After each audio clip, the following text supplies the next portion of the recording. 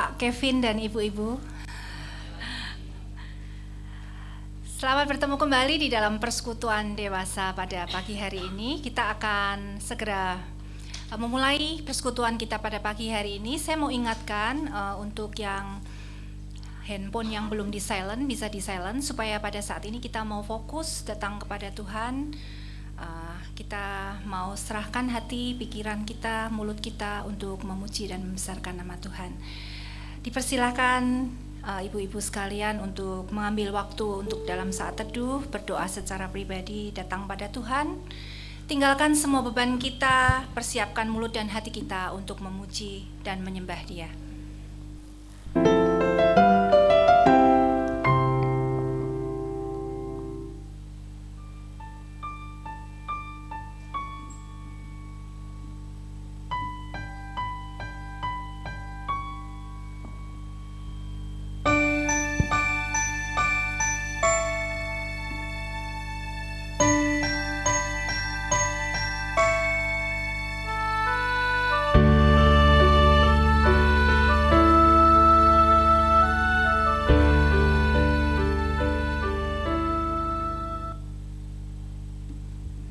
Kita akan sama-sama masuk dalam saat teduh. Masing-masing ibu bisa berdoa bersama, datang pada Tuhan, dan kita akan segera menyiapkan hati kita untuk masuk di dalam persekutuan pada pagi hari ini.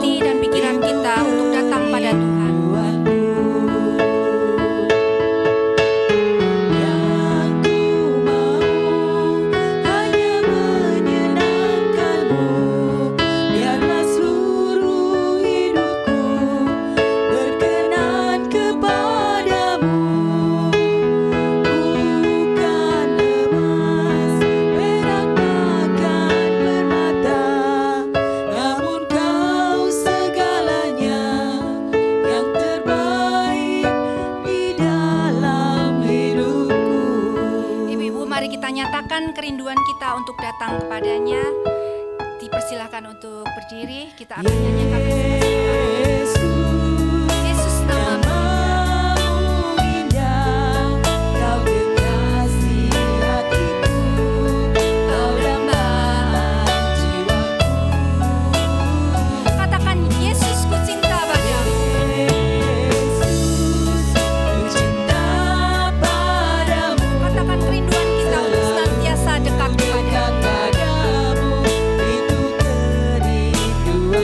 Yang ku mau hanya menyenangkan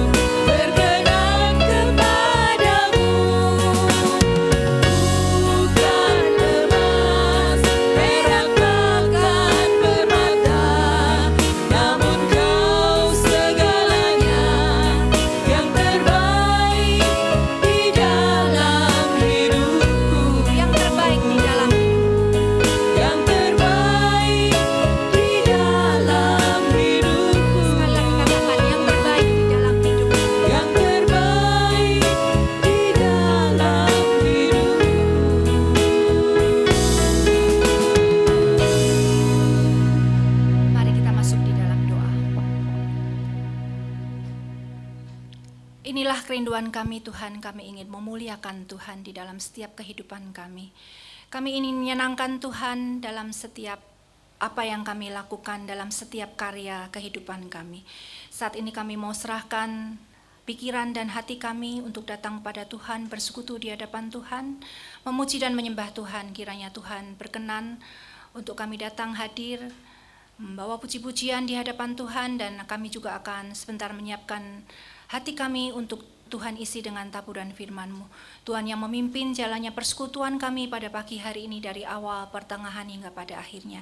Tuhan akan memberkati juga teman-teman kami yang saat ini belum sampai di tempat ini untuk bersekutu bersama dengan kami. Tuhan, kiranya Tuhan mengantarkan teman-teman kami hingga kami boleh bersekutu, bersukacita bersama di tempat ini.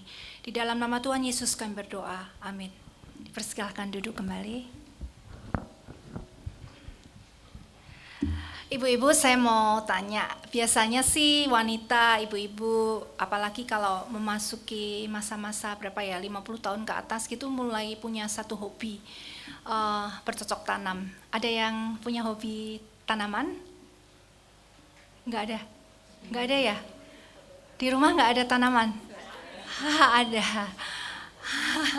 Oh, malah suaminya. Saya termasuk orang yang hobi tanaman. Saya pernah punya kebun ya. Nah, apa yang kita harapkan ketika kita menanam sebuah pohon, baik itu pohon yang berbunga maupun pohon yang berbuah. Kalau itu pohon berbunga, pastinya kita mengharapkan pohon itu bisa berbunga ya. Berbunga indah, mungkin berbau harum. Nah, kalau itu pohon yang berbuah, tentunya kita juga mengharapkan pada satu saat kita bisa menikmati buah daripada tanaman yang kita tanam ya. Dan pada saat musimnya kita bisa menikmati apa yang sudah kita upayakan. Kita dari pohon itu kecil, kita rawat, kita beri air yang cukup, beri pupuk, sehingga dia tidak kekurangan nutrisi. Mungkin dipindah-pindah potnya gitu kan, dipindah-pindah potnya supaya kena matahari, supaya daunnya bisa masak begitu. Nah, sebaliknya kalau kita punya satu tanaman yang sudah kita rawat tapi tidak pernah berbuah, biasanya sih orang buang begitu aja, ditebang begitu. Saya juga pernah punya tanaman yang berbuah, saya sayang. Kadang-kadang saya ajak ngomong begitu. Terima kasih ya sudah berbuah gitu. Tapi kalau yang nggak berbuah, saya suruh tukang kebun potong sampai batang yang terakhir gitu, dikasih oli supaya dia tidak tumbuh lagi. Nah, di dalam Yohanes 15 ayat 1 sampai ke 2, Tuhan Yesus berkata demikian. Akulah pokok anggur yang benar dan Bapakulah tukang kebunnya.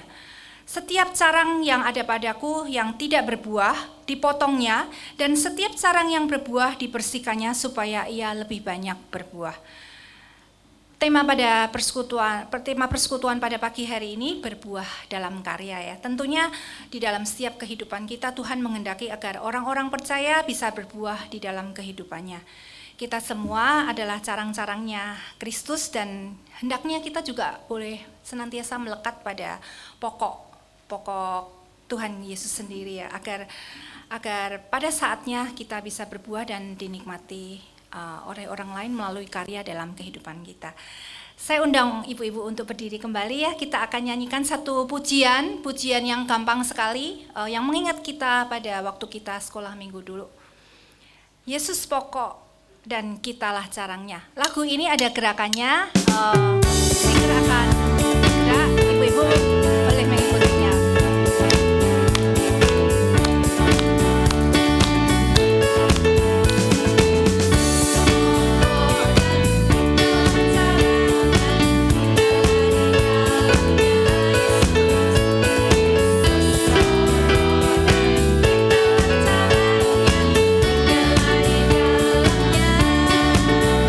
Yesus pokok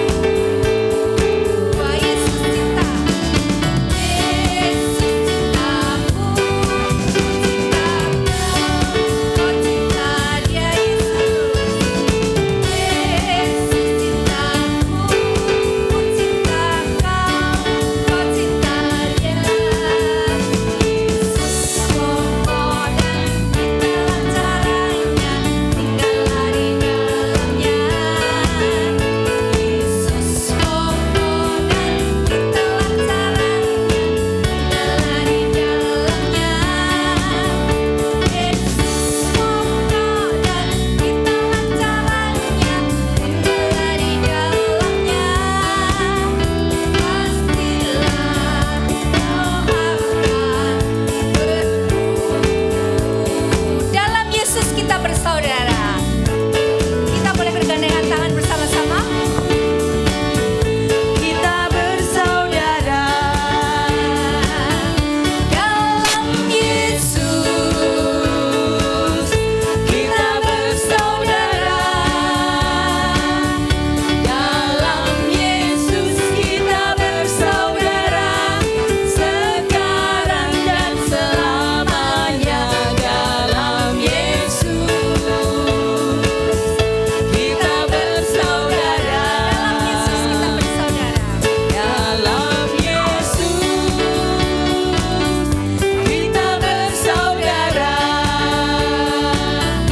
dalam Yesus. Kita bersaudara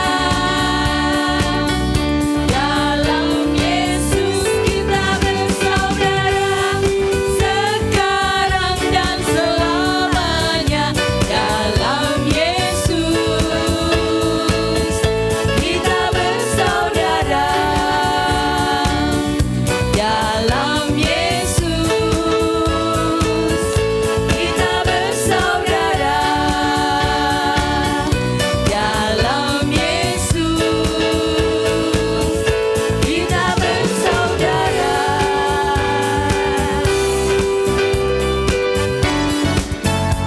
Ya, dipersilahkan duduk kembali. Saya sangat bersuka cita hari ini ya. Dari depan sini saya melihat wajah-wajah yang penuh sukacita. Nah, sebaiknya, seharusnya gitu. Kalau kita datang bersekutu di hadapan Tuhan, kita bertemu dengan saudara seiman, harusnya ada satu sukacita.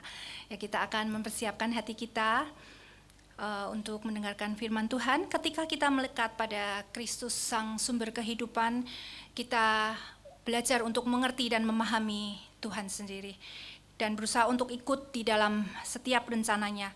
Dan yang terlebih penting adalah melakukan kehendak-Nya hingga setiap kita bisa memancarkan terang Kristus dan orang yang di sekitar kita bisa menikmati buah roh yang kita yang terpancar di dalam kehidupan kita. Kita akan nyanyikan satu pujian untuk mempersiapkan hati kita mendengar firman Tuhan. Ajariku mengerti hatimu.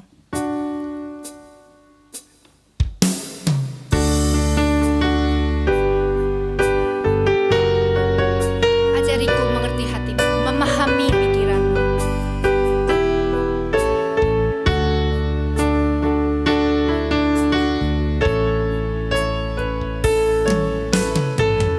Ajariku mengerti hatimu, memahami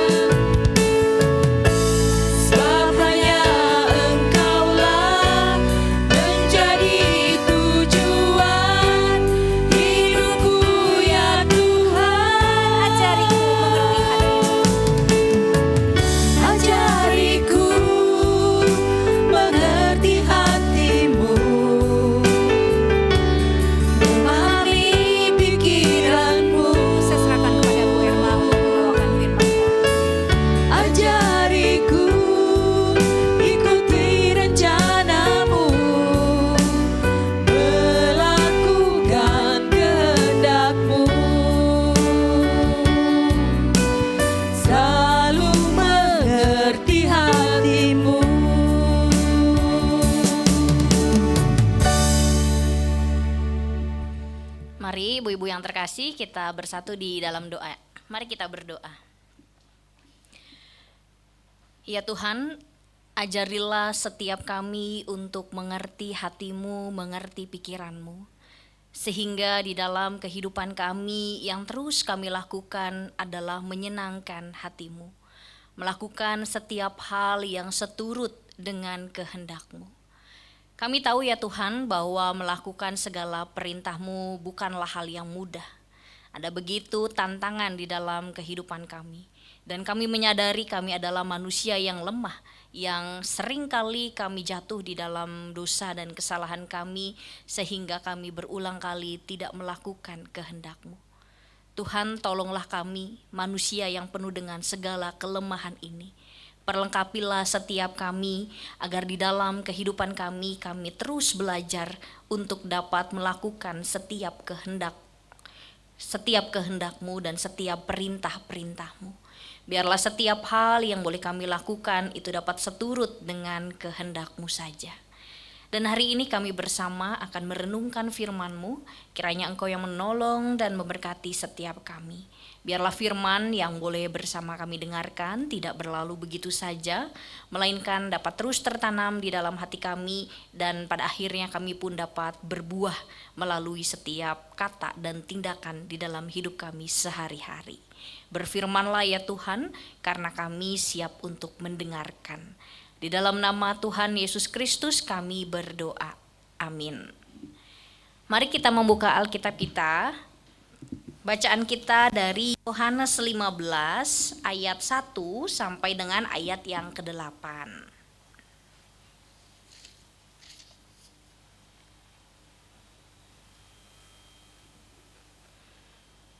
Yohanes 15 ayat 1 sampai dengan ayat 8 demikian. Akulah pokok anggur yang benar dan Bapakulah tukang kebunnya. Setiap carang padaku yang tidak berbuah dipotongnya dan setiap carang yang berbuah dibersihkannya, supaya ia lebih banyak berbuah. Kamu memang sudah bersih karena firman yang telah kukatakan kepadamu. Tinggallah di dalam aku dan aku di dalam kamu. Sama seperti carang tidak berbuah dari dirinya sendiri, kalau ia tidak tinggal pada pokok anggur. Demikian juga kamu tidak berbuah, jikalau kamu tidak tinggal di dalam aku. Akulah pokok anggur dan kamulah carang-carangnya. Siapa yang tinggal di dalam aku dan aku di dalam dia, ia berbuah banyak. Sebab di luar aku kamu tidak dapat berbuat apa-apa. Siapa yang tidak tinggal di dalam aku, ia dibuang keluar seperti ranting dan menjadi kering, kemudian dikumpulkan orang dan dicampakkan ke dalam api lalu dibakar. Jikalau kamu tinggal di dalam aku dan firman-Ku tinggal di dalam kamu, mintalah apa yang kamu kehendaki, maka akan diberikan kepadamu. Dalam hal inilah Bapa-Ku dimuliakan, bahwa kamu berbuah banyak dan menunjukkan kamu adalah murid-murid-Ku. Sedemikianlah pembacaan Alkitab kita. Berbahagialah setiap kita yang membaca dan memeliharanya. Haleluya. Selamat pagi ibu-ibu yang terkasih semuanya. Oh, kurang kedengeran tadi waktu joget-joget semangat ya. Harus semangat juga dong ini ngejawabnya. Selamat pagi. Iya, udah pada masak ibu-ibu? Biasanya paling rajin ya ibu-ibu ini bangun pagi-pagi. Oke, hari ini kita bersyukur kepada Tuhan, kita bisa berkumpul bersama untuk mendengarkan firman Tuhan, memuji dan memuliakan nama Tuhan serta mendoakan orang-orang yang ada di sekitar kita. Tema kita ibu-ibu yang terkasih hari ini adalah berbuah dalam karya.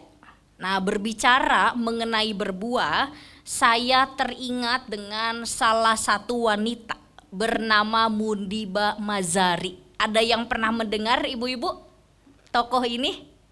Ya, mungkin ada yang pernah mendengar, tapi ada juga yang baru mendengar tokoh ini. Bernama Mundiba Mazari. Nah, jadi Mundiba Mazari itu dia tidak peduli bagaimanapun terpuruk kisah hidupnya, dia itu tetap memilih untuk menjadi pribadi yang jadi berkat untuk orang lain. Dia memilih tetap untuk jadi pribadi yang berbuah. Nah, bagaimana sih kisah dari Muniba Muzari ini? Jadi Muniba ini dia ketika usianya 18 tahun, dia dijodohkan oleh ayahnya gitu ya dengan seorang pria. Ibu-ibu di sini ada yang dijodohin enggak? Enggak ya, udah enggak berlaku ya.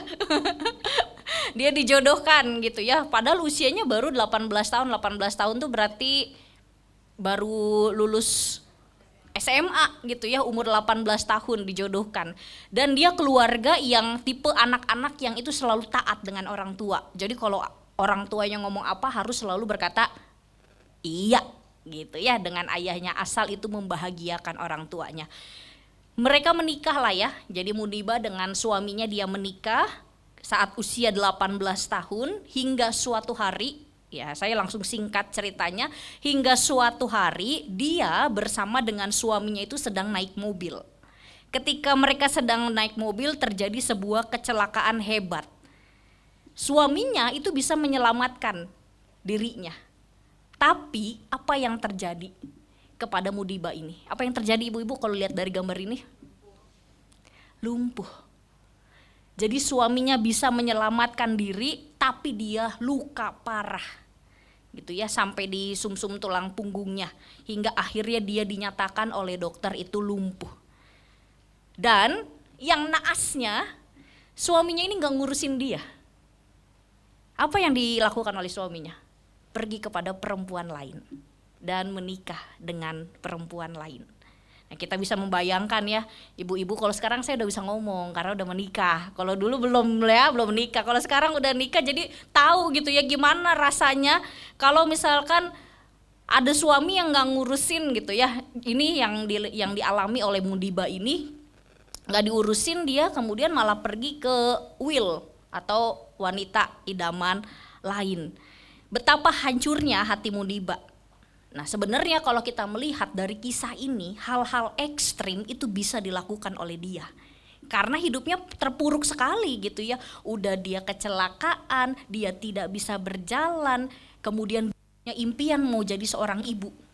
Tapi itu semua musnah gitu ya. Pengen jadi seorang ibu. Kemudian suaminya meninggalkan dia. Nah, kalau kita pikir gitu ya, dia bisa aja melakukan hal-hal yang ekstrim di dalam kehidupannya. Namun gitu ya, semua tidak ia lakukan. Muniba ini memilih untuk bangkit dari keterpurukannya. Dia justru menjadi pribadi yang menguatkan orang-orang yang mungkin itu sama seperti dia pengalaman kehidupannya. Dan dia membuktikan bahwa duduk di kursi roda itu tidak membatasi dirinya untuk jadi berkat bagi banyak orang. Nah, singkat cerita, ia mulai terkenal, bahkan sekarang dia menjadi motivator. Ibu-ibu tahu Nick Vujicic ya, gitu ya. Jadi ya seperti itu, gitu ya. Dia juga jadi motivator, dia juga jadi penguat kepada orang-orang yang ada di sekitarnya. Nah, kita belajar dari keterpurukan yang ia alami, gitu ya, dari rasa depresi yang ia alami. Dia nggak memilih untuk ya udahlah saya diam aja, tutup diri saya. Tetapi justru dia memilih untuk jadi berkat untuk orang lain.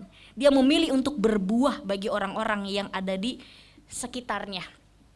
Dan saya tersentuh dengan satu kalimat di video ini. Ini videonya agak singkat sih ya ibu-ibu, tapi semoga kita dapat memahami dengan baik. You work hard, you make money, you do it for yourself. That's not life. You go out, you seek for people who need your help, you make their lives better. You become that sponge which can absorb all the negativity, and you become that person who can emit beautiful positive vibes. And when you realize that you have changed someone's life, and because of you, this person didn't give up, that is the day when you live. Ya, singkat ya. Jadi intinya adalah ketika kamu bekerja keras, menghasilkan banyak uang, tetapi itu hanya untuk pemenuhan diri sendiri, itu bukanlah hidup.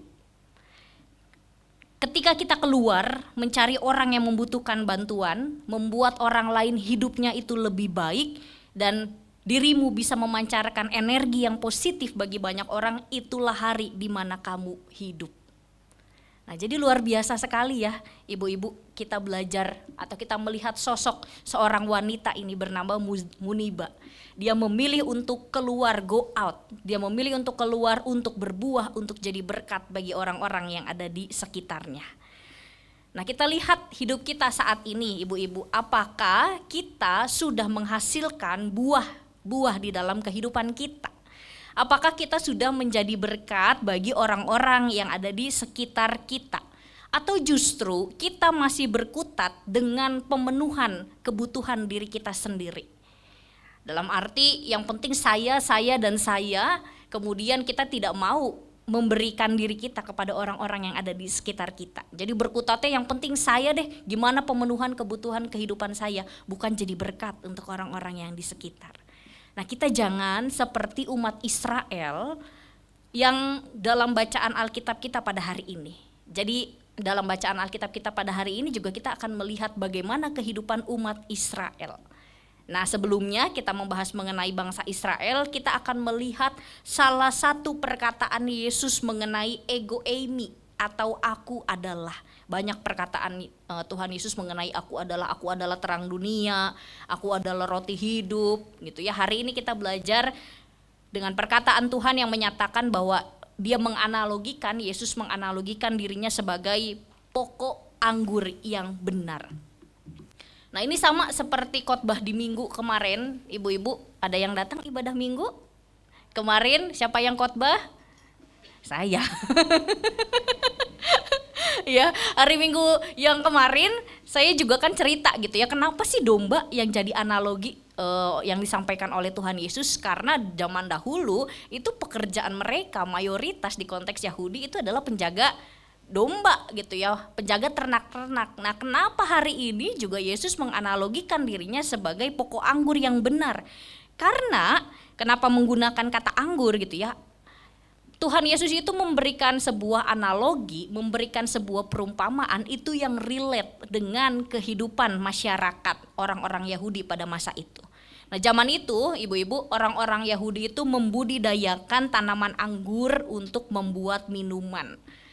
Jadi ini minuman yang wajib kalau ada sebuah pesta. Ingat mujizat Tuhan yang pertama apa? Iya, mengubah air menjadi anggur gitu. Jadi anggur itu sangat dibutuhkan sekali dalam konteks masyarakat pada masa itu ya, di konteks Yahudi. Atau anggur juga bisa dikonsumsi secara langsung. Jadi makan buah anggur secara seger-seger gitu ya, atau buah anggur ini juga bisa diawetkan. Tujuannya apa diawetkan? Kalau mereka melakukan perjalanan, itu bisa jadi makanan, jadi konsumsi mereka di dalam perjalanan. Nah, itulah kenapa Tuhan Yesus mengatakan bahwa dialah pokok anggur, supaya masyarakat yang mendengar, jemaat yang mendengar, orang banyak yang mendengar itu langsung relate, oh pokok anggur, ya karena mereka gak asing lagi dengan yang namanya anggur. Yesus adalah pokok anggur yang benar. Apa maksudnya? Yang pertama, Yesus berbeda dengan pokok anggur yang tidak benar. Emang ada pokok anggur yang tidak benar? Atau ada pohon anggur yang tidak benar? Kita lihat ya ibu-ibu, buka Hosea 10 ayat 1 sampai 2.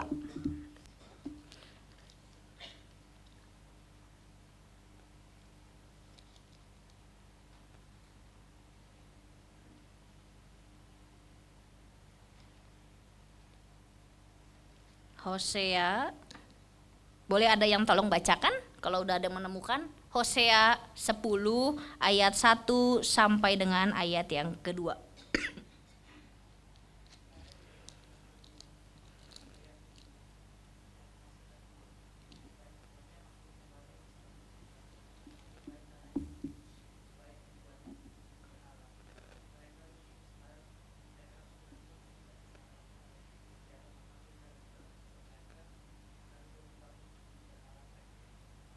Oke, ibu-ibu, siapa yang dimaksud dengan pohon anggur di dalam Hosea ini? Bangsa Israel, gitu ya. Jadi ternyata ada pokok anggur atau ada pohon anggur yang tidak benar. Yang dimaksud itu adalah bangsa Israel. Nah, bangsa Israel digambarkan sebagai pohon anggur, itu tujuannya sebetulnya biar bangsa Israel itu dapat bertumbuh, dia dapat berbuah, kemudian menjalar untuk menyampaikan pengetahuan dan hikmat tentang Allah kepada bangsa-bangsa lain. Itu tujuannya. Gitu ya. Tapi kenyataannya apa yang terjadi? Bangsa Israel gagal untuk menjadi pohon anggur yang berbuah. Jangankan mintanya kan Allah berharap bangsa Israel ini dapat menjalar gitu ya ke bangsa-bangsa yang lain, kasih tahu tentang pengetahuan dan hikmat Allah. Jangankan menjalar, bangsa Israel ini tidak dapat bertumbuh dan berbuah karena apa? Sikap tegar tengkuk mereka. Di dalam Hosea dikatakan mereka justru meninggalkan Allah, mendirikan mesbah-mesbah untuk dewa-dewa dan menyembah tugu berhala. Hanya Yesuslah pokok anggur yang benar. Nah, benar ini dalam arti sebuah ketaatan. Ketaatan sempurna kepada Allah. Jadi Yesus itu taat sempurna kepada Allah. Ketaatan yang paling luar biasa adalah ketika ia masuk di dalam Via Dolorosa gitu ya, di dalam jalan penderitaan. Sedangkan bangsa Israel itu gagal untuk taat kepada Allah. Yesus benar-benar menjadi berkat bagi dunia yang gelap ini, tetapi bangsa Israel justru malah ikut dengan arus dunia. Nah ini ya, jadi kenapa Yesus mengatakan bahwa dialah pokok anggur yang benar? Karena ada pokok anggur yang tidak benar, yaitu bangsa Israel di dalam kitab perjanjian yang lama. Lalu hal yang kedua, Yesus adalah pokok anggur yang benar karena ia adalah sumber kehidupan. Pokok atau batang anggur itu membawa semua nutrisi, membawa gizi gitu ya, membawa air, kan batangnya besar gitu ya.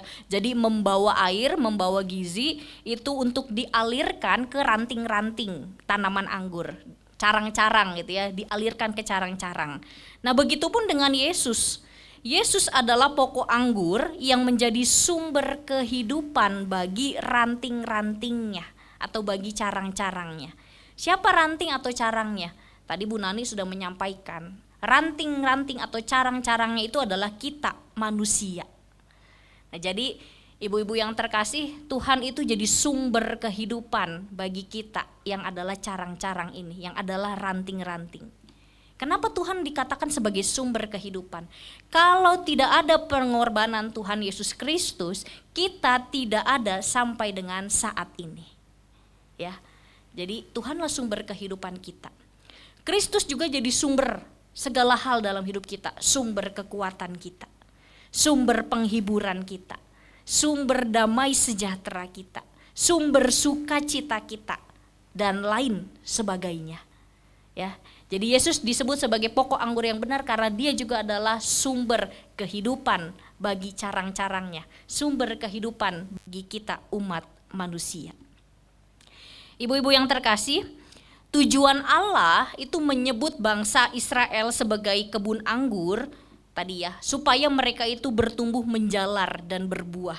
Artinya Tuhan mengharapkan bangsa Israel ini menjadi bangsa yang memuliakan Allah dengan sepenuh hati dan kemudian melanjutkan karya Allah di tengah-tengah dunia ini. Tapi mereka gagal.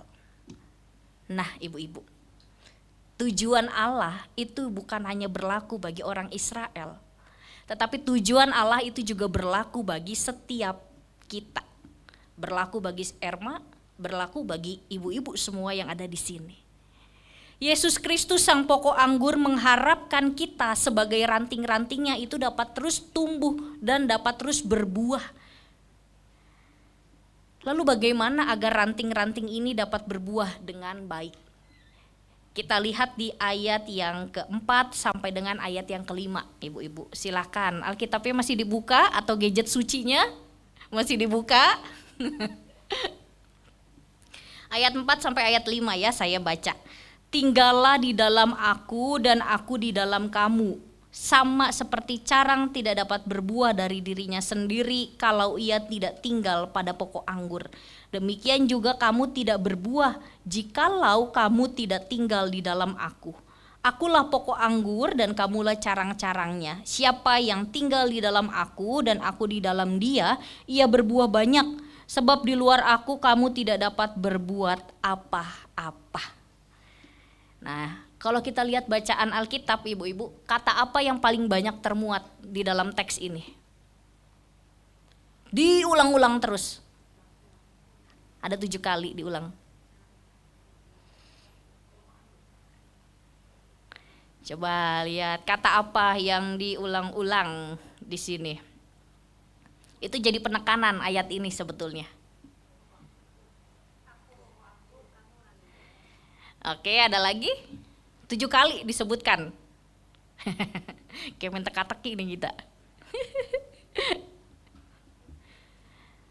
Hah? Apa tadi udah ada yang ya tinggal. Ya, kalau ibu-ibu lihat itu berulang-ulang juga tuh kata-kata tinggal. Jadi ada message yang mau disampaikan di dalam pesan ini, yaitu kata tinggal. Ya, kita sebagai ranting gitu ya. Ini kata tinggal ini disebutkan 7 kali, sebuah penekanan. Jadi ibu-ibu kalau baca Alkitab, terus ada kata-kata yang itu tuh berulang-ulang gitu ya disebutkan, itu jadi penekanan di dalam bacaan tersebut. Apa sih yang mau disampaikan? Nah, di dalam bacaan ini selain kita bicara mengenai Tuhan itu pokok anggur, kita juga ditekankan untuk tinggallah di dalam Dia. Kita sebagai ranting dapat berbuah jikalau kita tinggal di dalam Yesus. Kata tinggal itu berasal dari bahasa Yunani menein, yang artinya berpegang teguh. Kemudian secara permanen itu setia berkomitmen kepada Kristus. Jadi panggilan sekaligus tantangan bagi murid Kristus adalah berpegang teguh kepadanya. Berkomitmen penuh meskipun diperhadapkan dengan godaan duniawi. Ini ya yang jadi poin kita ibu-ibu. Kita tinggal di dalam Tuhan yang artinya kita berpegang teguh, kita juga berkomitmen setia kepada Tuhan. Seperti video ini ibu-ibu. Ini sebenarnya video biasa untuk anak-anak tapi gak apa-apa, kita lihat ya.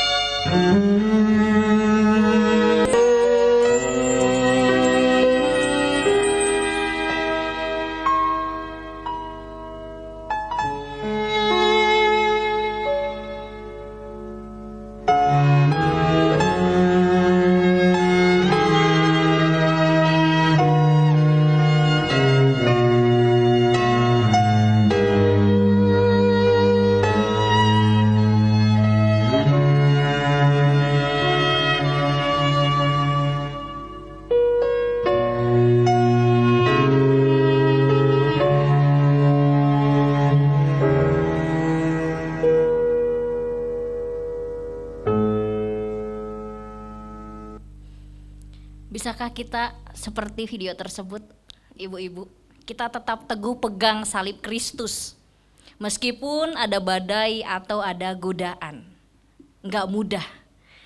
Tapi sekali lagi hari ini kita diingatkan untuk tinggal di dalam Yesus, yang artinya kita berpegang teguh dan setia tunduk kepada Kristus. Itu ya, kita setia dan tunduk kepada Kristus. Tinggallah di dalam Yesus juga artinya memiliki hubungan yang intim dengan Kristus. Jadi ketika kita tinggal di dalam Kristus, itu berarti kita juga terus menjaga hubungan atau relasi kita dengan Tuhan melalui banyak cara. Melalui komunikasi dengan Tuhan, melalui doa, melalui pembacaan Alkitab kita, melalui memuji Tuhan, melalui mendengarkan firman Tuhan. Dan dengan melakukan hal tersebut kita akan terus tinggal di dalam Yesus. Jadi ingat ya ibu-ibu, tinggal di dalam Yesus itu berarti kita berpegang teguh, setia pada komitmen kita kepada Kristus sampai akhir kehidupan kita. Tinggal di dalam Yesus itu juga artinya kita hidup di dalam Tuhan, menjaga komunikasi, menjaga hubungan atau relasi kita dengan Tuhan. Ranting yang melekat pada pokok anggur itu dapat berbuah. Begitupun dengan kita. Jika kita tinggal dan melekat pada Kristus, kita akan menghasilkan buah. Dan sangat menyedihkan sekali kalau kita nggak menghasilkan buah, akan dibuang gitu ya, ranting-ranting tersebut akan dipangkas. Dan itulah yang diharapkan oleh Tuhan, kita itu dapat berbuah lebat. Pertanyaannya, sudahkah kita berbuah di dalam kehidupan kita? Orang yang berbuah itu orang yang seperti apa? Kalau bagi saya ada dua hal. Orang yang berbuah itu yang pertama, orang yang hidupnya dalam pertobatan. Bagaimana kita bisa berbuah jikalau hidup kita terus menyimpang dan melanggar dari perintah Allah? Orang yang berbuah adalah orang yang melakukan kehendak Allah. Orang yang hidupnya itu diarahkan kepada Allah. Nah jadi ya, supaya kita jadi wanita-wanita yang dapat terus berbuah, yang pertama hiduplah terus di dalam pertobatan. Pertobatan itu gak terjadi satu kali, tapi continue, berkelanjutan di dalam kehidupan kita. Lalu hal yang kedua, nah ini ibu-ibu pasti baru bahas ya di dalam kelompok kecil tentang buah-buah roh. Ya, jadi orang yang berbuah itu pasti menunjukkan buah-buah roh di dalam kehidupannya. Berbuah itu menghasilkan buah-buah roh dalam hidup. Yang pertama, hidupnya itu penuh dengan kasih kepada keluarga. Kita bicara lingkup kecil dulu aja ya. Hidupnya penuh dengan kasih kepada keluarga.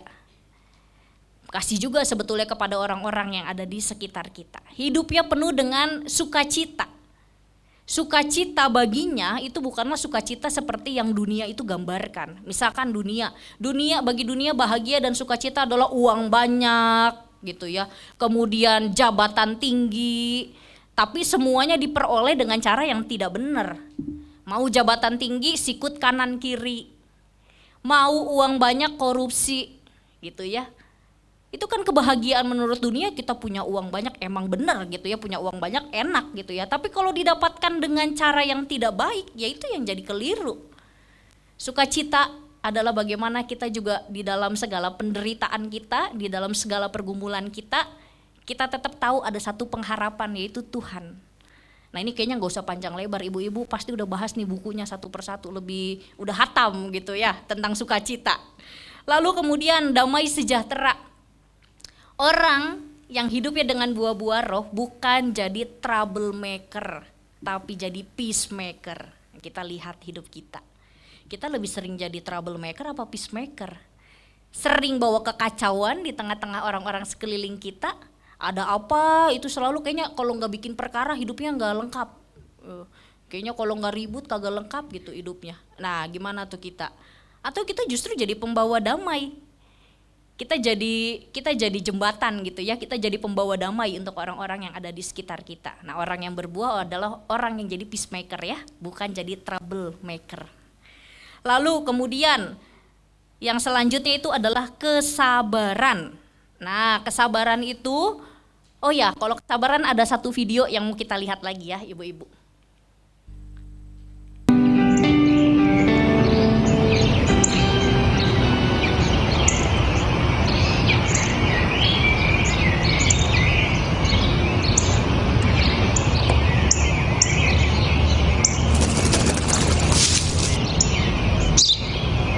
Τι είναι αυτό? Ένα σφουργίτη.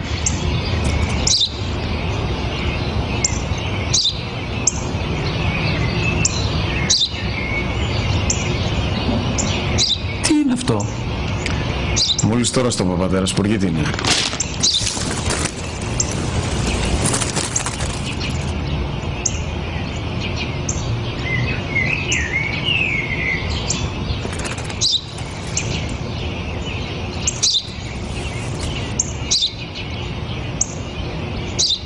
Τι είναι αυτό? Ένα σπουργίτη είναι, πατέρα. Ένα σπουργίτη. Σπουργίτη!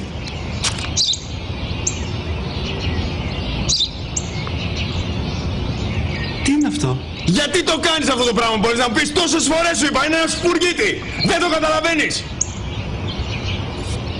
Πού πας?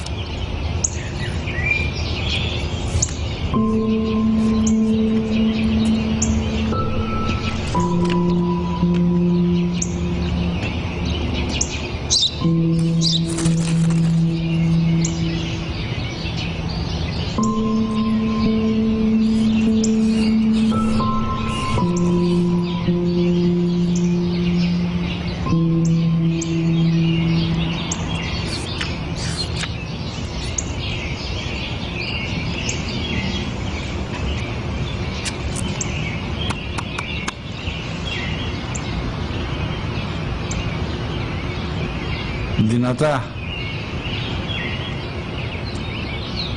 Σήμερα ο μικρός μου γιος που πριν λίγες μέρες έκλεισε τα 3 καθόταν μαζί μου έξω στο πάρκο όταν ένα σπουργίτη ήρθε και κάθισε απέναντί μας.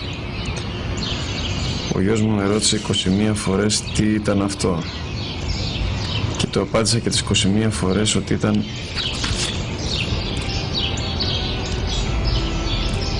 ένα σπουργίτη.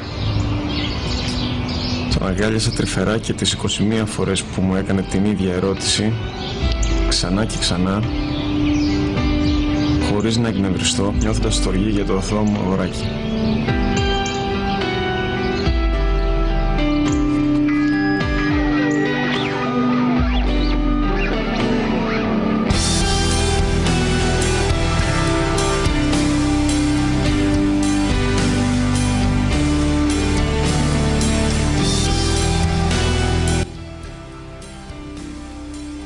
Ya, ibu-ibu, kita belajar tentang kesabaran dari video ini.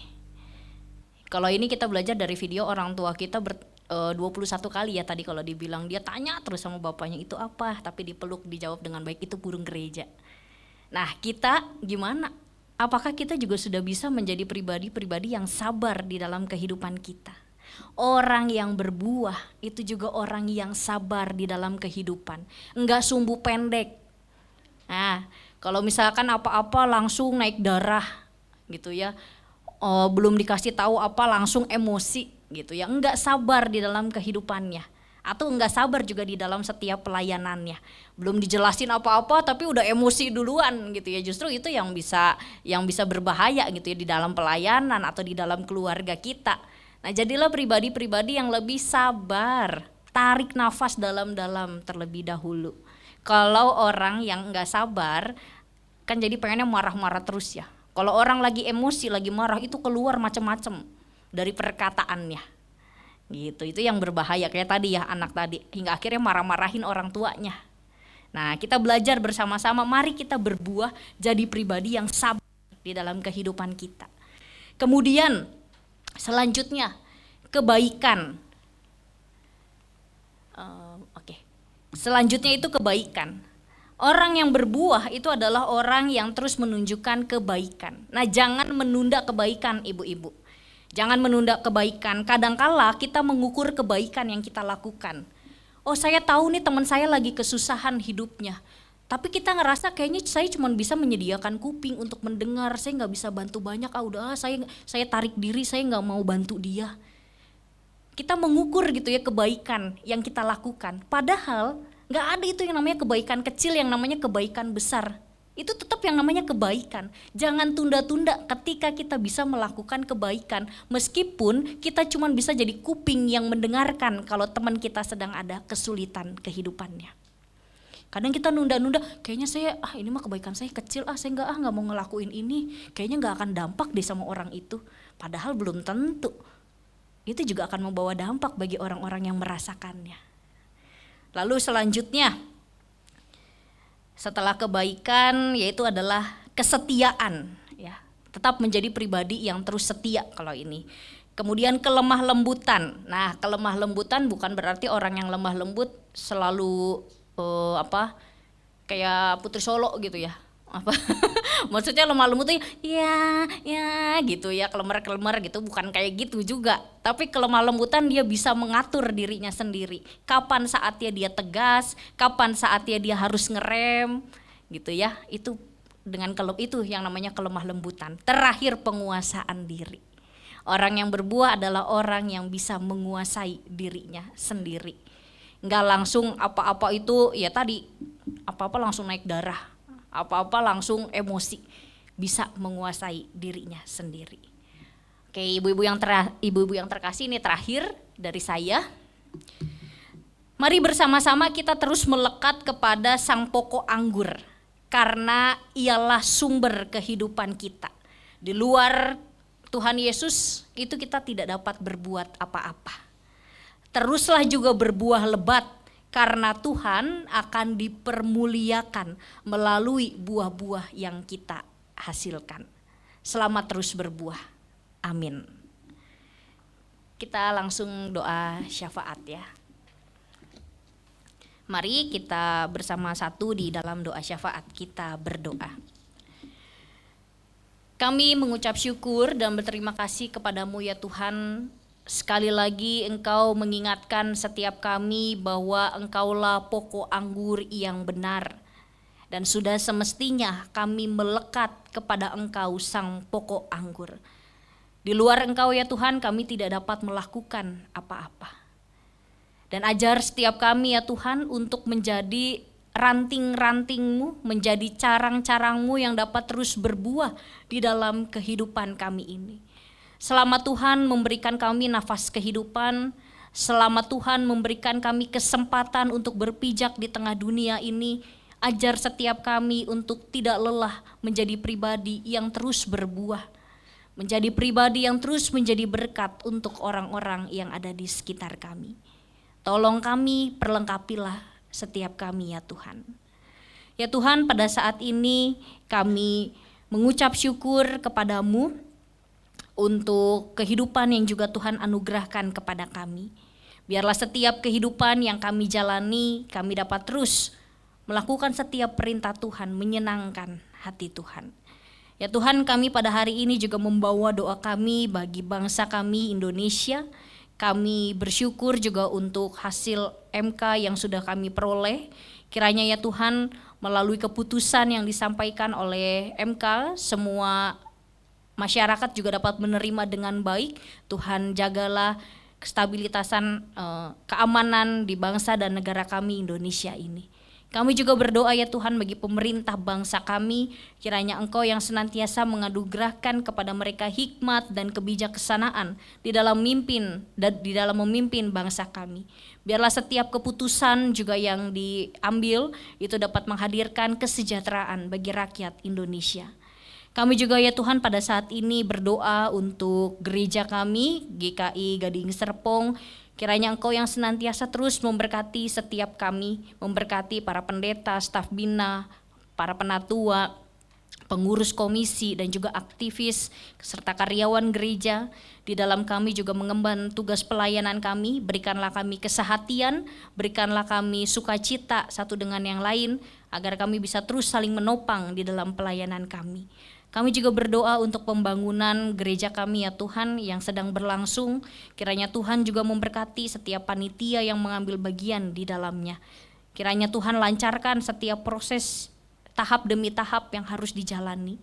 Tuhan juga terus menggerakkan pintu hati setiap kami agar kami juga mau untuk mendoakan dan kami juga mau berpartisipasi di dalam proses pembangunan gedung gereja kami ini.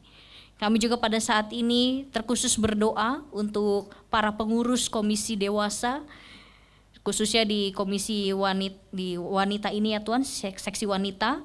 Kiranya Tuhan yang terus memberikan kesatuan hati, Tuhan memberikan sukacita, Tuhan yang terus memberikan kami semangat di dalam kami menjalani setiap pelayanan kami.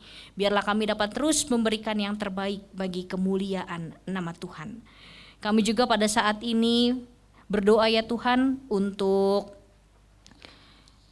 Monica, putri Ibu Ing yang telah dioperasi tangan kanannya di Rumah Sakit Mandaya. Kiranya Tuhan memberkati di dalam proses pemulihan yang sedang dilakukan oleh Monica. Biar Tuhan juga yang memberkati setiap hal yang boleh dilakukan, biar Monica boleh pulih kembali, boleh sembuh kembali. Berkati juga Bu Ing bersama dengan keluarga, biarlah melalui kehadiran Bu Ing dan juga keluarga yang terkasih, Monica bisa mendapatkan sukacita dan semangat kembali untuk pulih. Kami juga membawa doa kami untuk Bapak Wiharto Purnama, ayah dari Pendeta Dani Purnama yang telah dioperasi hernia.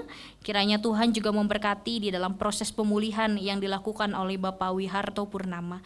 Biar semuanya dapat berjalan dengan lancar, dengan baik setiap pemulihannya, dan Tuhan yang juga berikan pemulihan yang sempurna kepada Bapak Wiharto Purnama. Kami juga berdoa ya Tuhan untuk saudara-saudari kami yang sedang dalam keadaan lemah tubuh yang tidak bisa kami sebutkan satu persatu. Kiranya Tuhan berkenan menjamah dan memberikan kekuatan kepada saudara-saudari kami yang sedang sakit, dan Tuhan juga yang berkenan memberikan pemulihan kembali. Kami juga bersyukur ya Tuhan untuk teman-teman kami, rekan-rekan kami yang berulang tahun di minggu ini. Kami berdoa untuk Ibu Diana Sulastri, Ibu Paula Roselin, Ibu Koni Sondak, Ibu Sandra Aprilia, Ibu Yorinda Simbalu. Bersyukur untuk 1 tahun lagi anugerah pertambahan usia yang sudah Tuhan berikan. Kiranya hikmat, kebijaksanaan, sukacita, damai sejahtera dari Tuhan menaungi kehidupan rekan-rekan kami yang berulang tahun. Tuhan juga yang berkenan mendengarkan setiap doa dan harapan mereka dan mengabulkannya seturut dengan kehendak-Mu. Dan pada akhirnya ya Tuhan, inilah seluruh kehidupan kami bersama dengan keluarga kami. Kami menyerahkan kehidupan kami sepenuhnya ke dalam tangan pimpinan dan pengasihan Tuhan. Di dalam nama Tuhan Yesus Kristus, Sang Pokok Anggur yang benar, kami menaikkan doa kami ini. Amin.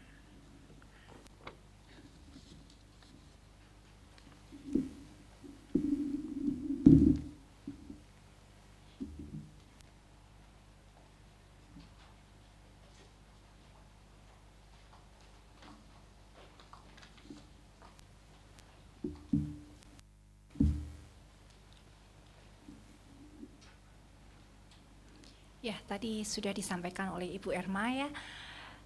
Apa yang menjadi syarat agar kita bisa berbuah di dalam setiap kehidupan kita, berkarya sebagai ibu-ibu? Sebagian besar di sini belum ada bapak ya, kecuali satu yang di belakang. Tinggallah di dalam pokok anggur yang benar. Ya, itu syaratnya, satu syarat. Meskipun di tengah kehidupan kita menghadapi berbagai macam tantangan, mungkin cobaan seperti tadi film anak kecil yang memegang salib ya. Ada badai, ada angin kencang, dia tetap berpegang teguh kepada salib itu dan akhirnya dia bertemu dengan Tuhan sendiri. Tadi ketika Bu Erma sedang membawakan kisah tentang Muniba Masari, saya ketemu satu quote-nya Muniba ya, berbunyi demikian. Some trials come to short the life of people out. They break you, deform you, and then transform you into the best version of you. Beberapa cobaan datang untuk memilah-milah kehidupan manusia. Mereka menghancurkan menghancurkanmu ya. Mengubah bentukmu dan kemudian mengubahmu untuk menjadi versi yang terbaik di dalam hidupmu. Itu pilihannya di tangan kita sendiri ya. Biar badai, pencobaan, apapun tidak mengubah kita menjadi orang yang menjadi pokok anggur yang tidak benar tadi. Tapi ketika kita tinggal di dalam pokok anggur yang benar, kita bisa menghasilkan buah roh tadi ya. Kita akan menyanyikan satu pujian sebagai tanggapan firman Tuhan. Yesus menginginkan daku.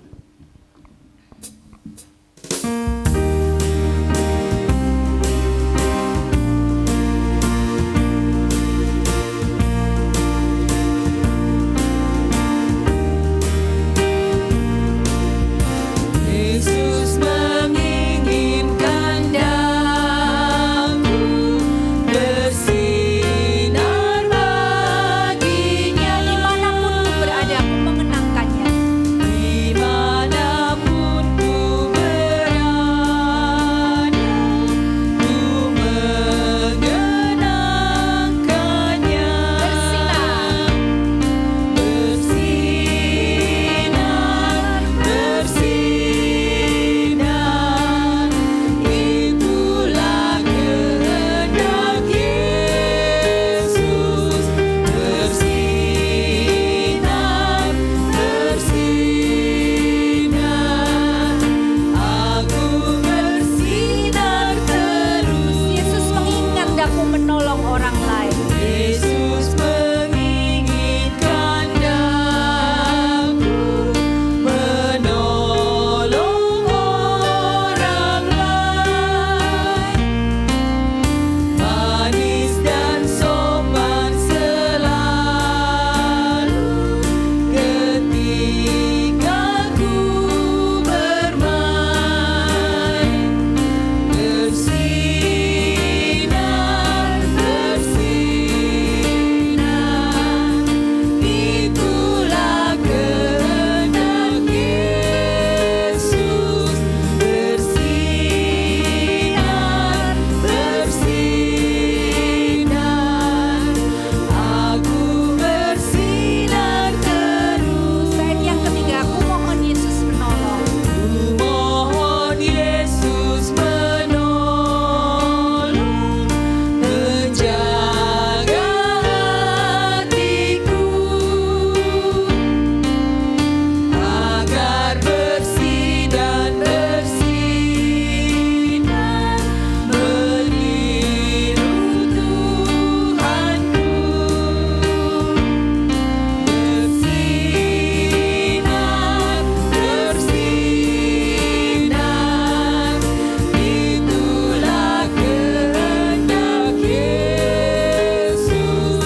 Bersinar, bersinar, aku bersinar terus. Yang terakhir, aku pun ingin bersinar dan melayaninya. Aku pun ingin bersinar dan melayaninya.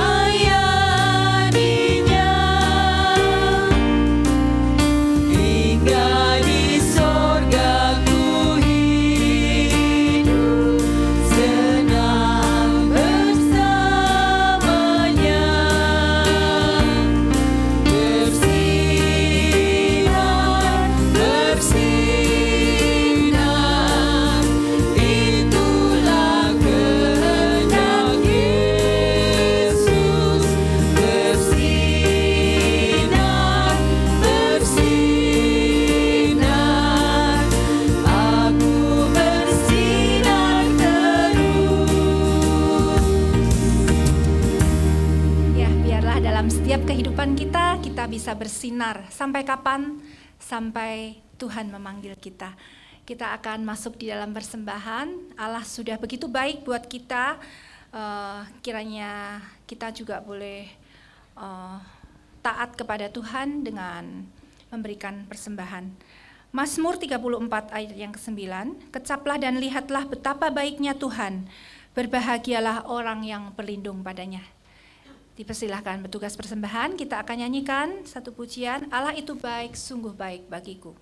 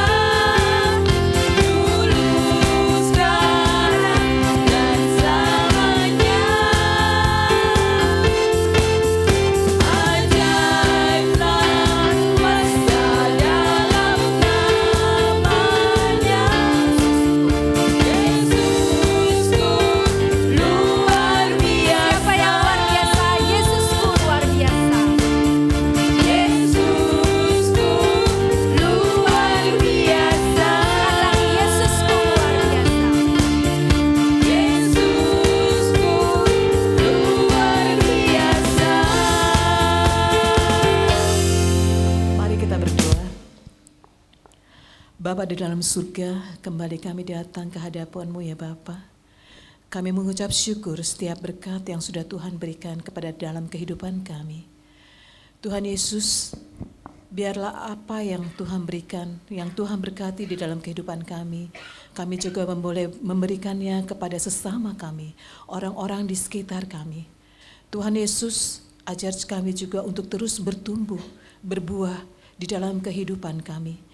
Saat ini kami mau membawa persembahan kami Bapa. Engkau terima ya Tuhan. Biarlah persembahan ini boleh dipakai untuk kemuliaan nama Tuhan di tempat ini. Bapa dalam surga, sekali lagi kami juga mau serahkan seluruh kehidupan kami ke dalam tangan Tuhan. Sampai waktunya Tuhan memanggil kami. Terima kasih ya Bapa. Di dalam nama Tuhan Yesus Kristus kami berdoa dan mengucap syukur. Amin.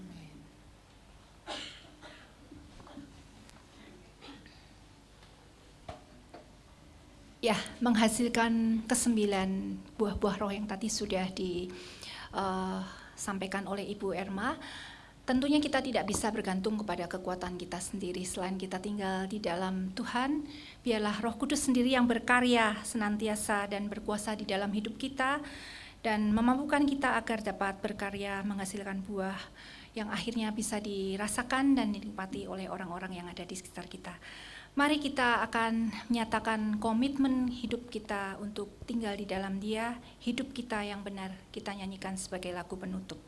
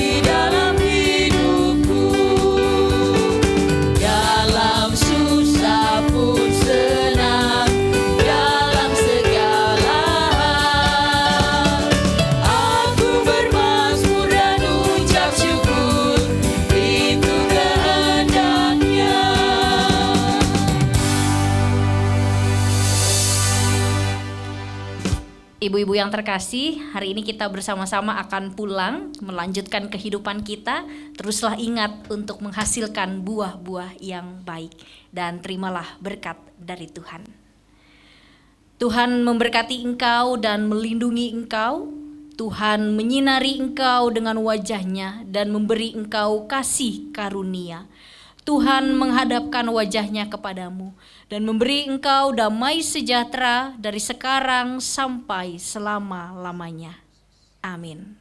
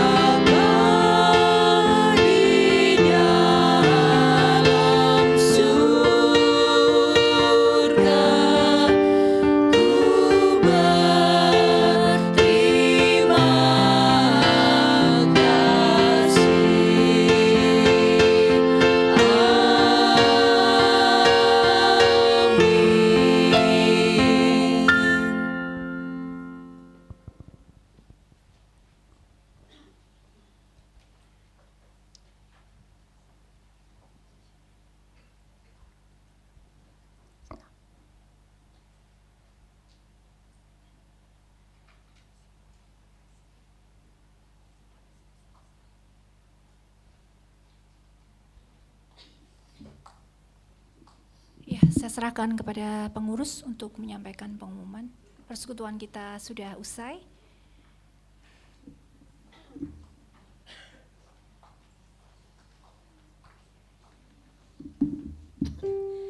Shalom. Selamat pagi ibu-ibu semua dan Pak Kevin yang juga hadiri di persekutuan dewasa pada pagi hari ini.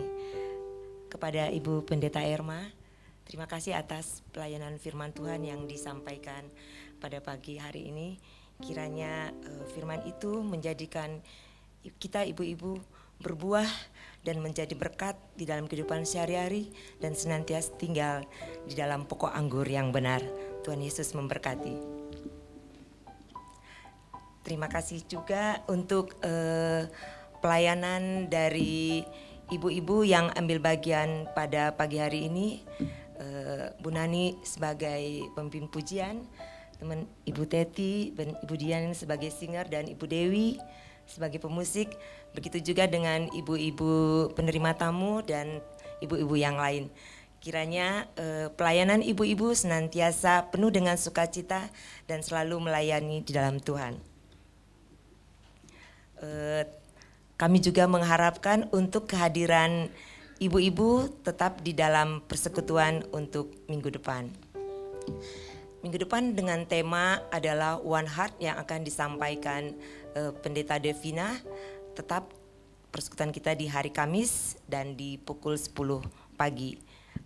Kami undang ibu-ibu tetap hadir dan bersekutu bersama-sama. Selanjutnya pengumuman untuk pembekalan mentor kakak yang akan diadakan besok hari Jumat pukul 15.30 dengan tema kerendahan hati dan akan disampaikan oleh Pendeta Devina.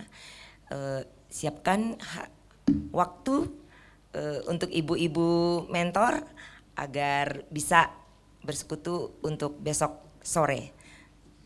Dan persekutuannya adalah pembekalannya secara online. Dan hari ini juga kita bersukacita menyambut teman-teman kita, ibu-ibu yang berulang tahun pada minggu ini, yang tadi sudah didoakan oleh Pendeta Erma, Ibu Diana Sulastri, Ibu Paula Rosalin, Ibu Koni Sundah, Ibu Sandra Aprilia, dan Ibu Yorinda Simbalu. Kelihatannya nggak ada yang hadir, atau mungkin ada ibu-ibu yang tidak disebutkan tapi berulang tahun dalam minggu ini. Yang nggak ulang tahun tapi mau maju. Oke. Dan juga kami mengundang apabila ada ibu-ibu yang baru pertama kali hadir di persekutuan pagi ini, kami undang untuk bangkit berdiri. Ada wajah baru? Atau baru pertama kali hadir? Oh, wajah lama semua ternyata. Oke. Walaupun teman-teman kita itu tidak hadir, kita tetap bersukacita menyanyikan selamat ulang tahun buat teman-teman kita yang tidak hadir.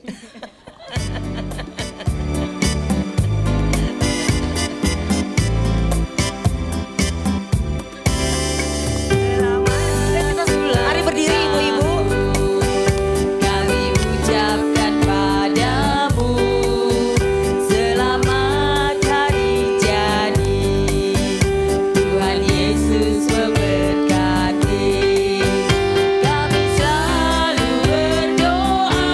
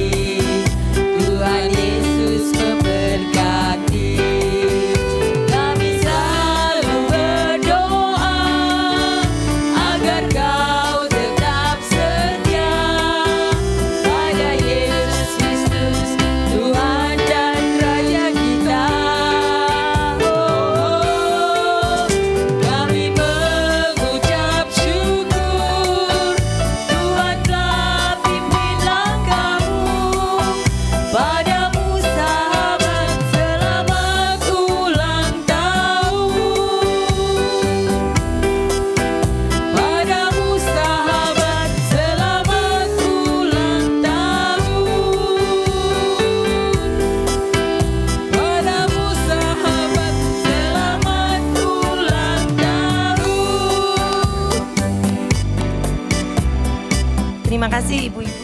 Hanya itu saja pengumuman pada pagi hari ini. Kami tunggu kehadiran ibu-ibu di persekutuan untuk minggu depan. Sebelumnya kita foto bersama dulu ibu-ibu. Terima kasih.